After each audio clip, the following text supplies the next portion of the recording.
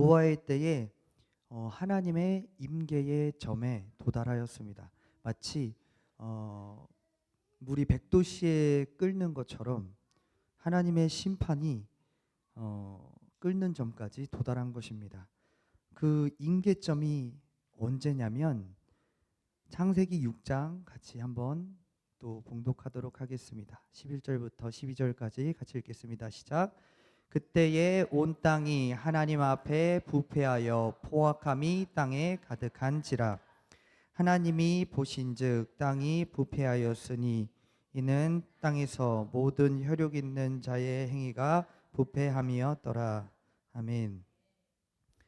부패는 썩은 것입니다. 음식이 썩으면 버려야 합니다. 신체가 썩으면 잘라야 합니다. 그냥 두면 망가집니다. 썩으면 악취가 납니다. 그래서 다시 새롭게 할 수가 없습니다. 회복이 불가능하다는 말입니다.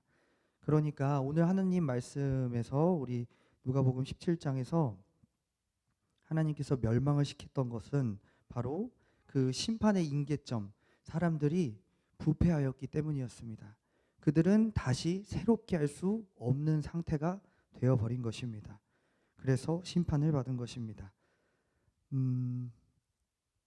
이런 말을 좀 하기가 불편한데 그래도 한번 생각해 보면 좋을 것 같습니다. 요즘에 우리 대한민국을 바라볼 때 건실한 느낌이 있습니까? 건실합니까? 건강합니까? 요즘에 뉴스 매체를 보면 뭐 K 방산 또 뭐 K-팝, 한류 이러한 것들을 말을 하지 않습니까? 그런데 그것들이 좋은 것 같지만 정말 그것들이 좋은지 한번 생각해 볼 필요가 있는 것입니다. 그것들이 하나님의 영광을 나타내고 있습니까? 대한민국이 전 세계 온 열방 가운데 지금 그 마귀의 문화의 중심에 서 있는 건 아닌지 우리가 생각해 볼 필요가 있는 것입니다. 우리들이 말하고 있고 보여주고 있는 그 문화의 코드들은 다 귀신과 마약과 동성애와 폭력과 음란과 죽이는 것들이었습니다. 성령의 열매가 아니고 마귀의 열매들 아닙니까? 노아가 방주에 들어간 날도 부패한 사람들, 썩어버린 사람들은 먹고 마시고 장가드는 삶을 살았습니다. 썩은 신체는 감각이 없습니다. 그래서 내가 썩어 있으면 주님이 오시는 걸 느낄 수가 없습니다. 그래서 우리는 항상 영적인 민감함을 가지고 신앙생활을 해야 되는 것입니다. 영적인 민감함은 어떻게 유지합니까? 바로 우리가 기도와 말씀 생활 가운데 유지가 되는 것입니다. 나의 정욕과 죄를 날마다 깨닫고 뼛속까지 그 뼛속의 물까지도 찔러 쪼개시는 예리한 말씀의 겁 앞에서 우리에게 우리 마음 그 깊은 곳에 있는 모든 죄악들을 하나님 앞에 회개하는 것입니다. 그렇기 때문에 말씀과 기도 생활 가운데 우리는 거룩해지는 것입니다. 말세에 우리에게 기도와 말씀 생활이 없다는 것은 정말 위험한 일입니다. 말씀과 기도 생활이 있다는 것은 신부의 증거입니다. 우리가 주님 앞에 거룩한 신부로 서 있다는 증거가 다른 게 아니고 내 삶에 지금 말씀과 기도 생활이 있느냐를 봐야 되는 것입니다. 그게 없다면 신부가 아닐 확률이 높습니다. 왜냐하면 저와 여러분이 인정하든 하지 않든 우리는 가만히 있어도 썩은 냄새가 나는 죄로 부패한 자들이기 때문입니다. 지금은 내 자신을 봤을 때 죄를 안 짓는 것 같지만 우리는 죄를 안 짓는 게 아니라 못 짓는 겁니다. 왜냐하면 죄 지을 시간도 돈도 없기 때문입니다. 죄 지을 시간과 돈이 있다면 뭐 하겠습니까? 죄 짓습니다. 누구든 죄를 지을 수가 있습니다. 그래서 지금 나에게 돈이 없고 시간이 없는 것에 대해서 나는 아쉽지만 하나님은 다르게 생각하십니다. 그게 있다면 넌 죄 지을 거야. 그렇기 때문에 너에게 허락하지 않는 거야. 시간과 돈이 없다는 건 또 하나의 축복일 수 있습니다. 태초부터 우리는 악한 습성을 가지고 태어났습니다. 그래서 아담도 하와도 범죄를 하였고 그들의 자손 가운데 있는 우리도 죄의 습성을 여전히 가지고 있습니다. 그래서 우리는 하나님께 나아가야만 합니다. 거룩을 유일하게 지키는 방법이 기도와 말씀입니다. 마지막 날 환난 가운데 주님의 돌보심과 지키심을 얻길 원하는 신부 되시는 성도님들께서는 기도와 말씀 생활하시기 바랍니다. 주님 오실 날이 정말 오늘이 될지 내일이 될지 모릅니다. 제자들이 예수님께 여쭤보았습니다. 예수님, 그럼 세상 끝날에 무슨 일이 있습니까? 라고 물어봅니다. 그러자 예수님께서 여러 가지 말씀을 해주시면서 마태복음 24장 14절에 이렇게 말씀하십니다. 같이 읽겠습니다. 시작. 이 천국 복음이 온 민족에게 증언되기 위하여 온 세상에 전파되리니 그제야 끝이 오리라. 아멘. 이스라엘이 예수님이 오셨을 때 예수님을 핍박합니다. 그리고 예수님을 십자가에 못 박아 죽여버립니다. 그러자 그 귀한 복음이 어디로 갑니까? 이방으로 갑니다. 이방을 돌고 돌아서 2000년 동안 그 복음이 무엇을 했습니까? 지구 한 바퀴를 돌았습니다. 이스라엘, 로마, 미국, 그리고 대한민국까지 왔습니다. 이제 이 복음은 다시 이스라엘로 들어갑니다. 그래야 오늘 말씀처럼 이 천국 복음이 모든 민족에게 증언되기 위하여 온 세상에 전파되리니 지구 한 바퀴를 복음이 돌아버렸습니다. 그런데 하나님의 말씀과 우리 하나님의 뜻은 하나님의 때에 반드시 이루어집니다. 그래서 2000년 전에 사라졌던 그 이스라엘이 1948년에 다시 건국됩니다. 2000년이 지나서 나라가 다시 건국됩니다. 있을 수 없는 일입니다.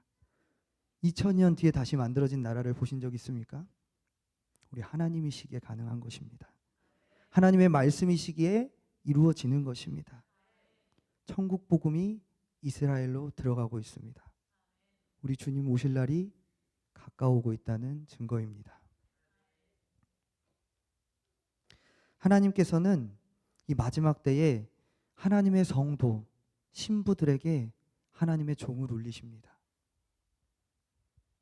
하나님께서 마지막 때라는 것을 알려주시기 위하여 하나님의 사람들에게 종을 끊임없이 흔드십니다.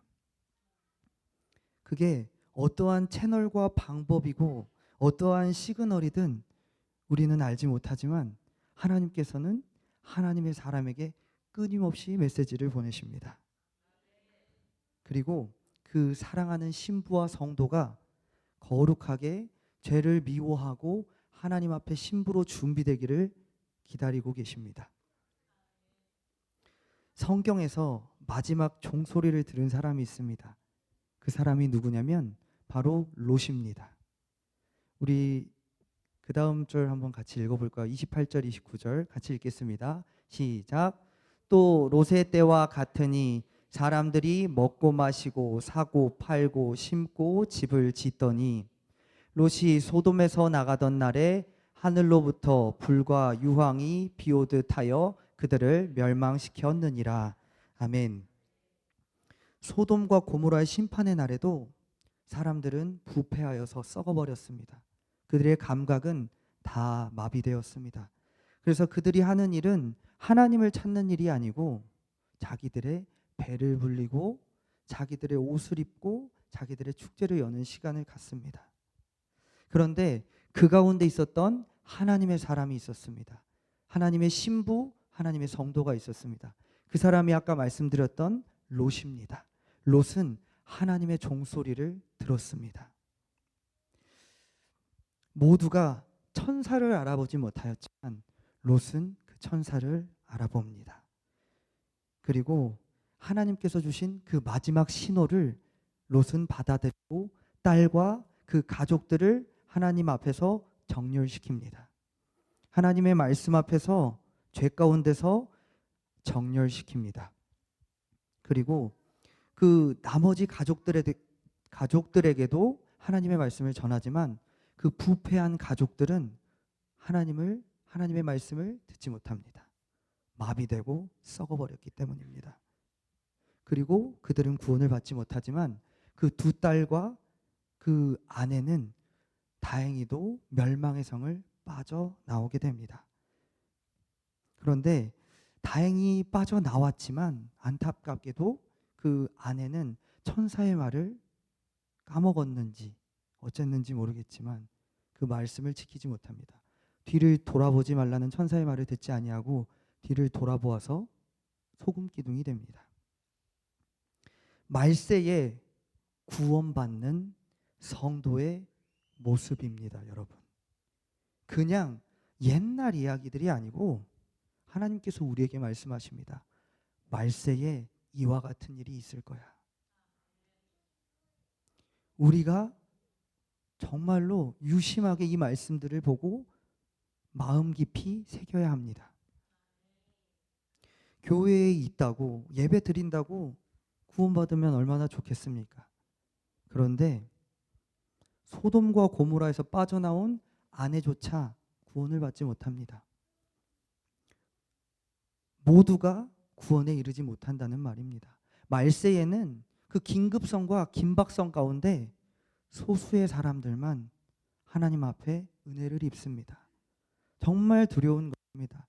모든 사람이 함께 예수님 믿고 함께 교회 생활했지만 누구는 하나님의 나라를 가고 누구는 그렇지 못할 수 있다라는 무서운 말인 것입니다. 예수님께서 그래서 이렇게 말씀을 하십니다. 누가복음 17장 30절입니다. 함께 읽겠습니다. 시작. 다 날 때 날에도 이러하리라. 아멘. 우리 예수님 나타나는 날에도 이와 같다라고 말씀을 하십니다. 많은 사람들이 한다고 그리고 남들도 그렇게 산다고 우리는 가끔 생각을 하지 않고 맹목적으로 따라갑니다. 화려하고 즐겁고 편한 것들을 우리는 우리의 육체가 좋아해서 따라가지만 하나님께서는 그 길을 가지 말라고 말씀하십니다. 크고 넓어서 들어가는 사람들이 많다. 그러나 우리의 기준은 무엇입니까? 우리 하나님의 말씀과 성경입니다. 사람들이 몰라주는 일, 힘들어서 모두가 하지 않는 그 일. 그런데 그 일을 통하여 선한 열매가 맺히는 그 일. 그것이 바로 주님의 일입니다.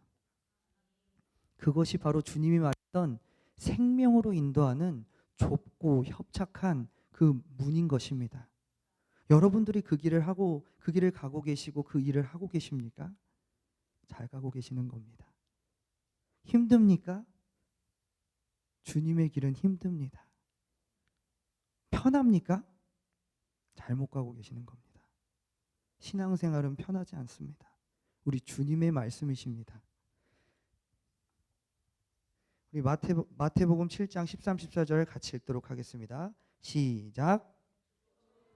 들어가라. 멸망으로 인도하는 문은 크고 그 길이 넓고 그리로 들어가는 자가 많고 생명으로 인도하는 문은 좁고 길이 협착하여 찾는 자가 적음이라. 아멘. 말세에 우리 하나님께서 요구하시는 믿음이 있습니다. 바로 기도하는 믿음입니다. 많은 사람들이 기도하지 않을 때 그때가 바로 마지막 때입니다. 말세에는 기도하지 않습니다. 하나님을 찾을 필요도 못 느끼고 주님 주실 거라는 믿음도 없습니다. 그래서 기도하지 않습니다. 저는 아닌데요. 저는 믿어요. 다만 제가 좀 게으른 것 같아요. 아니요. 주님은 말씀하십니다. 기도하지 않는 것은 믿음이 없다. 예수님께서는 정확하게 이렇게 말씀하셨습니다. 내가 올 때 기도하는 믿음을 보겠느냐? 누가복음 18장 7절 8절 함께 읽도록 하겠습니다. 같이 읽겠습니다. 시작. 하물며 하나님께서 그 밤낮 부르짖는 택하신 자들의 원한을 풀어주지 아니하시겠느냐? 그들에게 오래 참으시겠느냐? 내가 너희에게 이르노니 속히 그 원한을 풀어주시리라. 그러나 인자가 올 때에 세상에서 믿음을 보겠느냐 하시니라. 아멘. 말세에 주님께서 우리에게 요구하시는 믿음은 기도의 믿음입니다. 우리 주님이 곧 오십니다. 정말 곧 오십니다. 여러분, 준비되셨습니까?